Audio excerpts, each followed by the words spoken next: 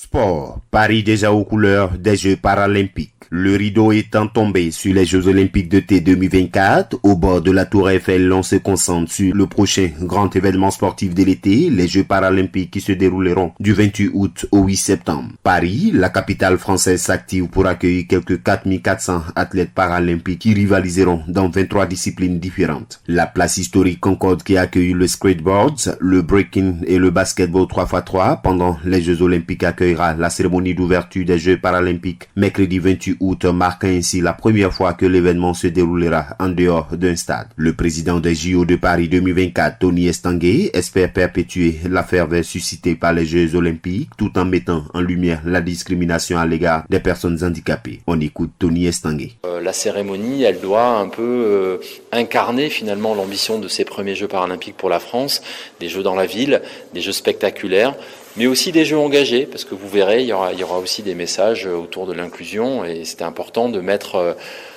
entre guillemets, l'art français, la culture française, la puissance aussi de ces Jeux paralympiques au service d'une réflexion collective pour espérer que les gens aient un regard un peu plus bienveillant sur le handicap, qui reste en France la première cause de discrimination.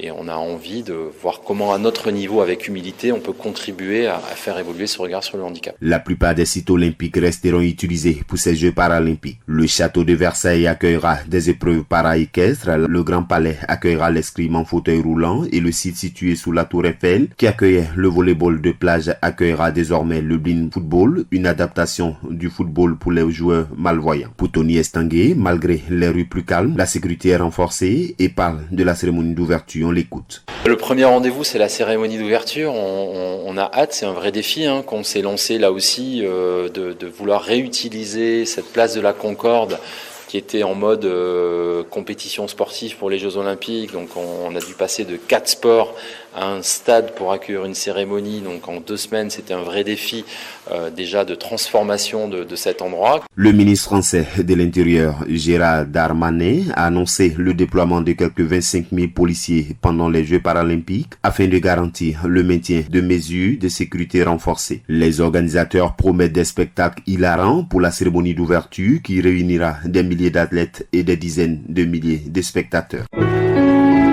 APRA, Agence Presse, Radio et Audio.